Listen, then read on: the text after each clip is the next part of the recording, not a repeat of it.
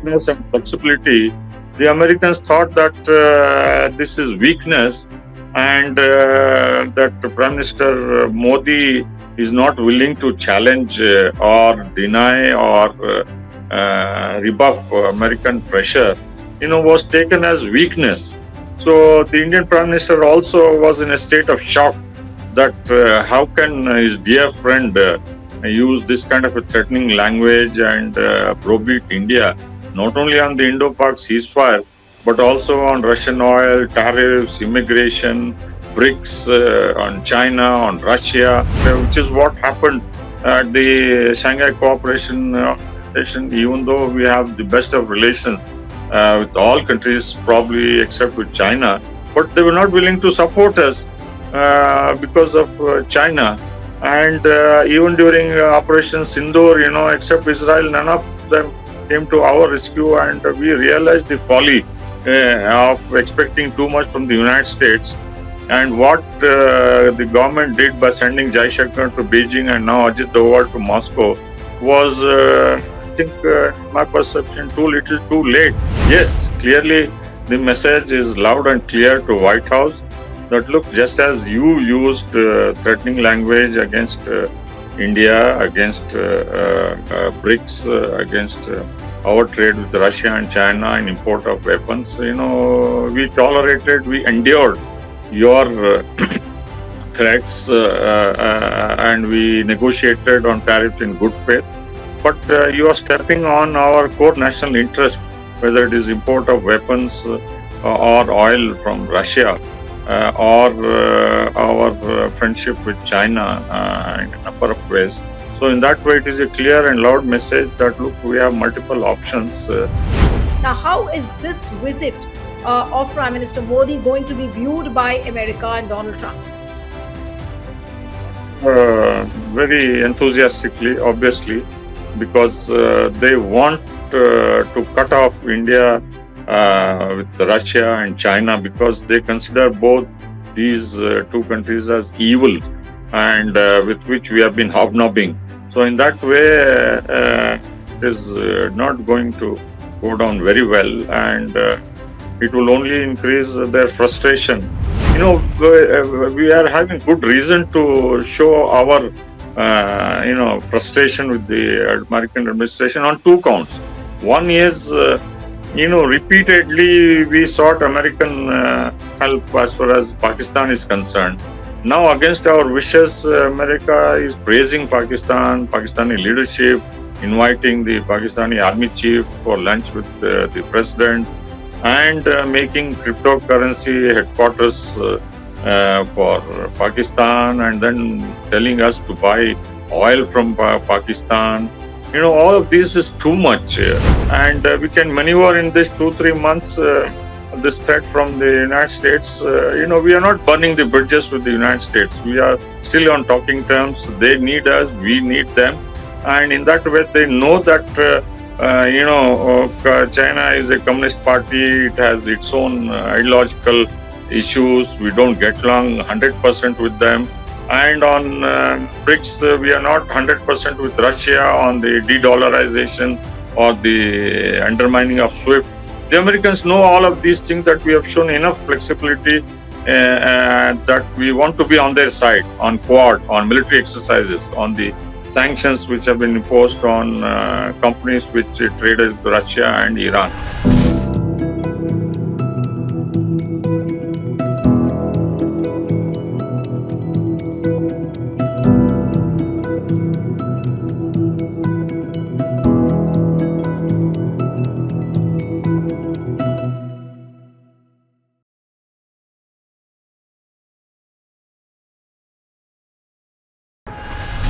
Hello and a warm welcome to HW News Network, your one stop show, truth be told, for some engaging and thought provoking conversations. US President Donald Trump has said that he would substantially raise tariffs on India within the next 24 hours. And this was a threat given yesterday, stating that while India is set to offer the US zero tariffs under a trade deal, it would not be good enough due to its purchase of Russian oil. Now, what exactly has he said in an interview given to American CNBC? And I'm going to quote that India has the highest tariffs of any country. We do very little business with India because their tariffs are so high. So, India has not been a good trading partner. They do a lot of business with us, but we don't do much business with them. So we settled on 25% tariffs, but I think I'm going to raise that very substantially over the next 24 hours because they are buying Russian oil, they are fueling the war machine. And if they are going to do that, I am not going to be very happy. This is what Donald Trump said in his interview to CNBC. And then he says that now I will say this: India went from the highest tariffs ever, they will give us zero tariffs. And they are going to let us go in, but that's not good enough because of what they are doing with Russian oil. Not good. This is what exactly he said. But when he was asked about the price of oil if Russian supplies were removed from the market, Trump said he was not concerned about prices as the US is drilling at the levels never seen before. Now, also in an MEA briefing, Mr. Randir Jaiswal said that this is unreasonable, this is unjustified. And amidst all this tariff controversy, we see National Security Advisor Ajit Doval today in Moscow meeting Vladimir Putin. Now, what is going to be the significance of this meeting of Ajit Doval and also this 24-hour warning on the tariffs? What does it mean? We'll try and understand all this. Joining me this evening is Professor Aftab Kamal Pasha, international affairs expert and a former diplomat. Thank you, sir, so much for joining. And this additional tariff threat which has come, the 24-hour threat, which is looming large now on India, what does it really mean? What is Donald Trump now trying to tell Prime Minister Modi? Yeah, this major statement from US President Donald Trump is part of his strategy to threaten countries all over the world. India being singled out from the very start of his presidency. Even before he became president, during the election campaign, he had made tariff and targeted India as a country with the highest tariffs for US exports. So no wonder that he has been consistent in his approach towards India to force India to open up its markets for US products. And Prime Minister Modi, given his friendship and his close rapport with President Trump during his first administration, and the hurried manner in which he sought meeting on 13 February with the US president, and the joint statement which came out showing the United States that we will buy large quantities of oil from the United States. All these uh,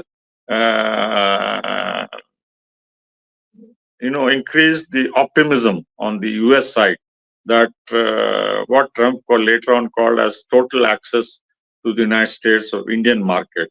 So when we realized what the United States is aiming at in the trade negotiations, whether it is in New Delhi or Washington, we realized that it is not just bilateral trade which is at stake, although we were willing to go extra mile to accommodate the United States in opening up our market, except 2-3 areas of GM and dairy products and some selective agriculture products. But the rest of the products, we are open-minded, and we have shown sufficient flexibility. But later on, we realized that it is much more beyond bilateral trade, and that involves cutting down our trade relations with Russia, with China, and with third world countries. And US was expecting the Indian government to use our influence in global South to push these friends with whom we have enduring relations because of decolonization, that they should stop trading with Russia and China and trade only with the United States. So all this put together, and now on top of that, the threat about Russian oil imports and then arms imports from the Russians, all this is, putting additional pressure on the Indian government. and now it has woken up from its deep long slumber. That look, this American pressure is unrelenting, although it appears quite dangerous to our economic interest because it may lead to higher inflation, it may lead to unemployment in key sectors, and it may cause additional burden for the Indian consumer, Yes, whether it is energy security or products. but Sorry. when we saw Ajit Doval's pictures this morning all over Twitter, and the Bhakta gang, as you call it, they've started saying that, look, this is what we are capable of doing, and this is how we are showing mirror to Donald Trump, and now Donald Trump will cringe in nervousness. Now that is the kind of narrative which is coming out on the social media, as if it's an act of bravado on the part of Ajit Doval. Now the point is that, couldn't this have been done earlier, much earlier, rather than putting the entire country into so much of anxiety because of tariffs? Why didn't Prime Minister Modi think of sending Doval earlier, when Donald Trump was constantly talking about tariffs after tariffs? This step could have been taken earlier as well. Yes, this could have been taken earlier, but because of Prime Minister Modi's belief that his close friend would really be accommodative, and that his dear friend would show enough flexibility, because we showed quite early our willingness to negotiate on tariff, and US representative was the first to come to New Delhi among all the world capitals, and we were the first to send our trade delegation with Commerce Secretary Piyush going there several times and negotiating at the highest level. So broadly, we had agreed on the whole gamut of issues where we were accommodative, flexible, and willing to go extra mile. But this willingness and flexibility, the Americans thought that this is weakness, and that Prime Minister Modi is not willing to challenge or deny or rebuff American pressure, was taken as weakness. So the Indian Prime Minister also was in a state of shock that how can his dear friend use this kind of a threatening language and browbeat India, not only on the Indo-Pak ceasefire, but also on Russian oil, tariffs, immigration, BRICS, on China, on Russia, on a whole host of issues. A litany of issues were brought up, and then the Modi government realized that unless we do the damage control immediately, we would be flooded with American demands, and we would appear as spineless and client state, which is what happened at the Shanghai Cooperation Organization. Even though we have the best of relations with all countries, probably except with China, but they were not willing to support us because of China. And even during Operation Sindoor, except Israel, none of them came to our rescue, and we realized the folly of expecting too much from the United States. And what the government did by sending Jaishankar to Bejing and now Ajit Doval to Moscow was, I think, in my perception, too little, too late. We should have done this in March and sent a clear message that, look, what America is expecting is too much. And in spite of all these threats, we continued to do military exercises with the United States in the Indo-Pacific. We continued to support them in the Quad. In the last statement, if you see, 99% was against China. We still endorsed that. So, in spite of all this, the insatiable quest for American demands kept on increasing, and then we realized America is crossing the red lines, and it is affecting core interests. That's where this government woke up, and now it is doing the damage control, although it is not too late. But still, the message, firm message, is going to the United States that, look, we mean business.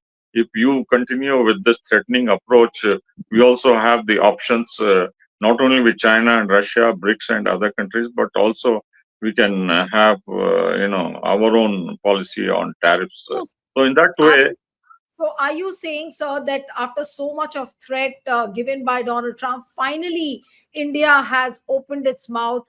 Finally, India has shown its muscles what they can do. And this is coming perfectly in the manifestation of Ajit Doval going to Moscow and meeting Vladimir Putin. So, Ajit Doval's visit to Moscow, is it an answer to Donald Trump? Very clearly, if I may ask you.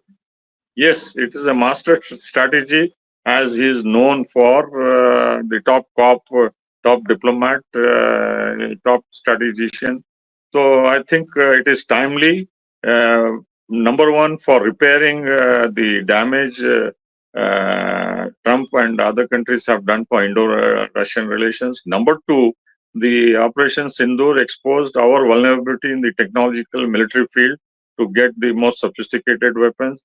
Third, to reassure the Kremlin that we have not diluted our commitment to Russia, which is a brainchild of Putin.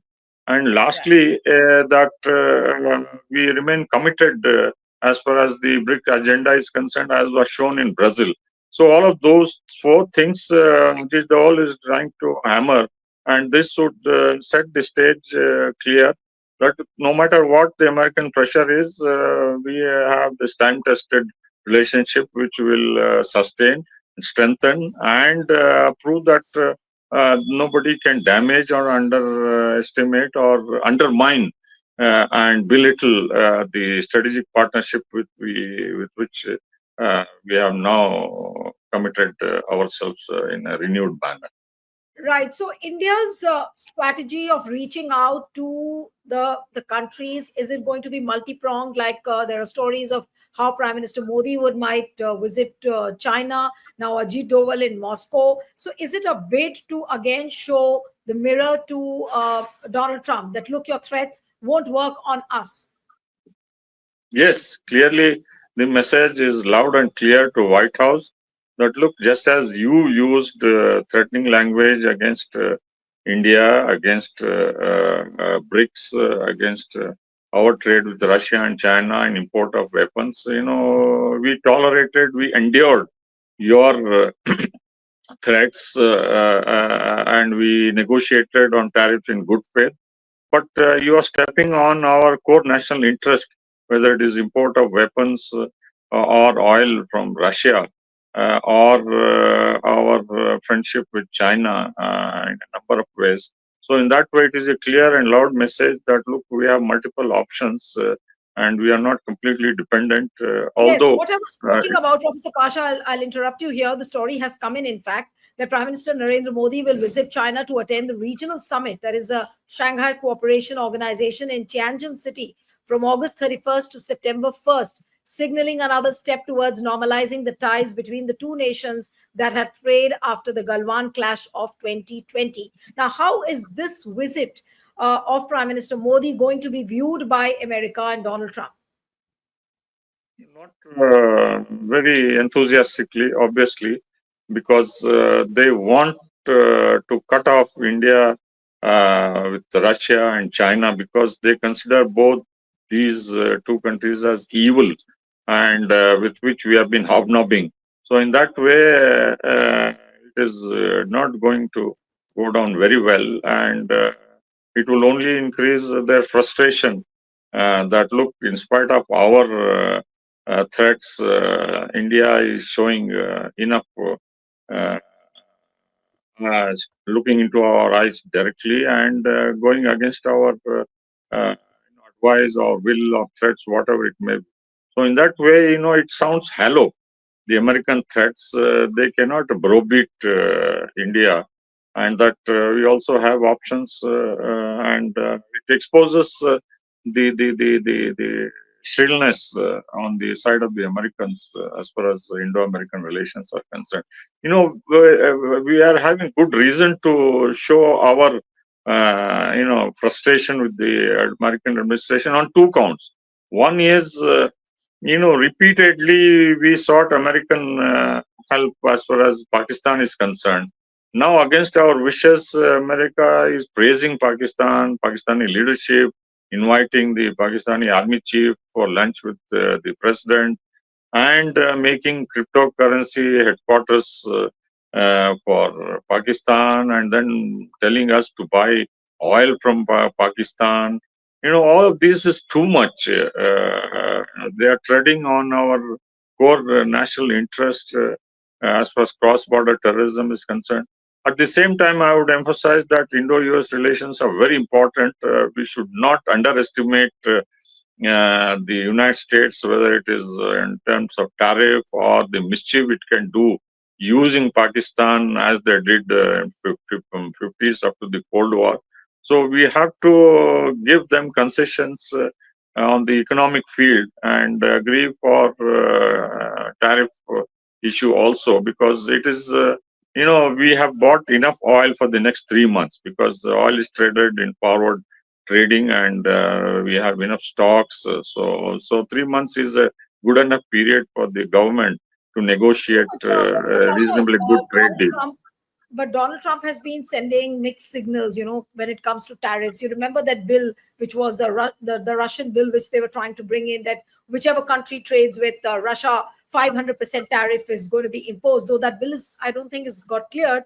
But supposing if it does, then what happens to countries like India, or for similarly, other countries who are doing trade with Russia? What happens to them? Will it see the light of the day? And are there impending dangers because of that bill? No, the bill provides enough room for the president to decide what is the quantum of tariff to be imposed. I mean, maximum is 500%. But supposing we reduce our imports and increase we reduce our imports from Russia and increase from the United States, that is good enough reason. Although we may have to pay a little more than what we pay for the Russians. So, in order to accommodate the US, we might buy a little more oil from the United States. But you see, Russian oil can also be bought in the open market. See, once the oil tankers leave the Russian ports, they don't go to the destination which is earmarked in the beginning. So, in the international open seas, lot of oil is floating, millions and millions of barrels of oil, whether it is Iranian, Russian, and various other countries which are producing. So, we can always buy, and we don't know the source, whether it is Russian or Iranian or any other countries. So, in that way, for the United States to track every movement of oil bearing ships, containers, it will be difficult. And we can maneuver in this 2 3 months. This threat from the United States, we are not burning the bridges with the United States. We are still on talking terms. They need us, we need them. And in that way, they know that, China is a communist party. It has its own ideological issues. We don't get along 100% with them. And on BRICS, we are not 100% with Russia on the de-dollarization or the undermining of SWIFT. The Americans know all of these things, that we have shown enough flexibility, that we want to be on their side on Quad, on military exercises, on the sanctions which have been imposed on companies which traded with Russia and Iran. So they know that India has not burnt its bridges with the United States, and it has not No, gone definitely. whole hog with Russia and China. No, definitely what you're saying is that India has not burnt its bridges, and I don't think even America will burn its bridges with India, knowing that they are an important partner and they are the biggest market in the world. Donald Trump does realize all that. But despite this, the kind of tone and tenor which he has adopted, a threatening tone and tenor, and saying the dead economy, then about the tariff barriers, he says they are obnoxious. So the non-tariff barriers, he calls it obnoxious. So the kind of language which he has used, with this kind of a language, can Prime Minister Narendra Modi now really afford to call Donald Trump, my dear Donald Trump? Now, will he be forced now to change the way he has been calling out to his dear friend Donald Trump? Because it's very clear, and the more he now calls out, he'll make a mockery of himself. So, is Prime Minister Modi really going to avoid that? And uh, is he going to avoid that deliberately? Will he make that more visible? Yes, of course. I think it should appear, because you see the kind of trust and faith and the energy he had put in Trump and U.S. administration, it was a testing period for India, and it has been, inflicting pain one after the other on tariffs, on Pakistan, on China, on Russia, oil, weapons, and global South, immigration, whole host of issues. It has been the Indo-U.S. relations has been overburdened with American threats and American expectations that this overloaded, one-sided traffic, was clogging the bilateral relationship, and it was bound to happen. And Modi has realized that his blind belief in Trump and U.S. administration that it is on our side is a wake up call, and he has now realized that Trump is taking him for granted, India for granted, and that he believed that we are vulnerable to his threats, and now we have woken up to normalize relations with China, with Russia, and repair the damage Trump has done to our global leadership in South and bilateral relationship, and also realize that there are limits to what Trump can do in the bilateral relationship, and they have not abandoned Pakistan. They have not withdrawn the major non-NATO ally status which they have given, and the kind of support they give to Pakistan in the UN Security Council, to the loans which they got from IMF, World Bank, Asian Development Bank, and the cozy relationship which Pakistan enjoys with Turkey and Gulf countries. All this we cannot overlook. So there are limits to what we can expect on Pakistan from the United States. So in that way, we have realized that we should repair our relations with Russia, China, BRICS, Global South, and also don't overestimate the Indo-US relationship, because there are limits beyond which the United States also cannot deliver to Prime Minister Modi. However, one-sided his belief and faith in dear friend Donald Trump might have been. So that was misplaced, and I think better late than never. Uh, I want to come back to Ajit Doval's visit, because once he returns, I'm sure there'll be a narrative which is going to be set by the mainstream media here back home in India. So, according to you, what would be the biggest takeaways of Ajit Doval's visit to Moscow, according to you? Will it retrieve some kind of a face loss which Prime Minister Modi has in all these months since the time of Operation Sindoor, and this rhetoric since the time it has been stepped up on tariffs? Will Ajit Doval retrieve that face loss from Prime Minister Modi? Yes, I think so. To a very large extent, you will be able to win back the Russian friendship, because even Russia knows that we are under American pressure, because it has been public. The American pressure has been public and relentless. And just yesterday, the Russian spokesman pointed out that American pressure, although he didn't use the word American, that external pressure on India and other countries to choose who will be their trading partners and who will not trade Yes. is a clear message to India that they understand and appreciate, and also they are prepared to overlook the way we behaved with the United States. That we had our compulsions to pacify and look forward to the United States, but that has not been forthcoming. So in that way, it is going back to the old relationship where there is no enduring damage done. And our relationship with Russia remains steady. The oil factor may be a minor irritant, but it can always be repaired through defense deals, which are a major binding factor between Moscow and New Delhi. And also, our So BRICS basically, what commitment you're remains saying, enduring.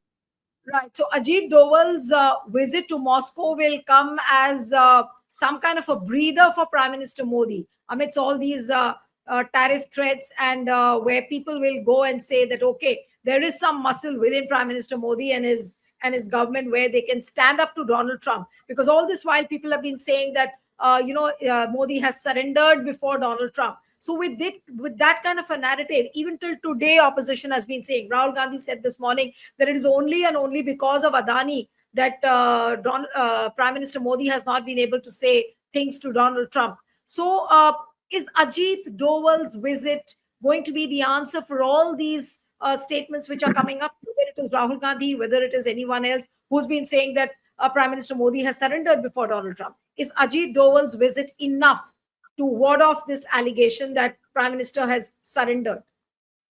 No, it's an important step. There are many more steps which the government has taken. One is sending Jaishankar to Bejing. And Yes. also the third one, that Prime Minister himself would be traveling to the summit, the Shanghai Cooperation Organization, which will be an eye opener for White House. The third one would be our defense deal with Moscow, which will be announced very shortly when Putin comes to India, if the dates have been finalized during Ajit Doval's visit. So, all of these things, although on the one hand we are showing flexibility on the tariff issue, trade agreement, and we are doubling, tripling almost our commitment to increase the bilateral Indo-US trade, but also at the same time we are keeping our options open with Moscow and Beijing and with BRICS. So the Prime Minister, I think, has taken a timely decision to send Ajit Doval to Moscow, and I'm sure Putin also would respond, because it is not a delegation which has gone; it is a one-to-one. Rarely Putin meets the national security advisor of a country alone in a one-to-one meeting. Given the strategic importance, Putin has agreed, because there is willingness from Moscow to go extra mile to accommodate India, and they know our compulsions, our prime minister's, desire to have friendship, because we are under pressure from multiple ways, and even during the Indo-Pak War, the Russians realized all of these things. So in that way, they have also been forthcoming, and the Chinese also are now understanding that it is American pressure which India has been absorbing for too long, and they cannot do anything more, and they want to repair the ties with both these giants who have been our steady partners, although there is competition with China on a variety of issues. Right. All right, so we'll have to wait and watch what happens when Ajit Doval returns. What are the reactions coming from the Indian side, and also how Donald Trump reacts, because the 24-hour warning which was given is almost getting over, and tomorrow is 7th of August. So we'll have to see how things unfold on that stormy tariff front. Thank you so much, Professor Pasha, for joining on HW. Thank you.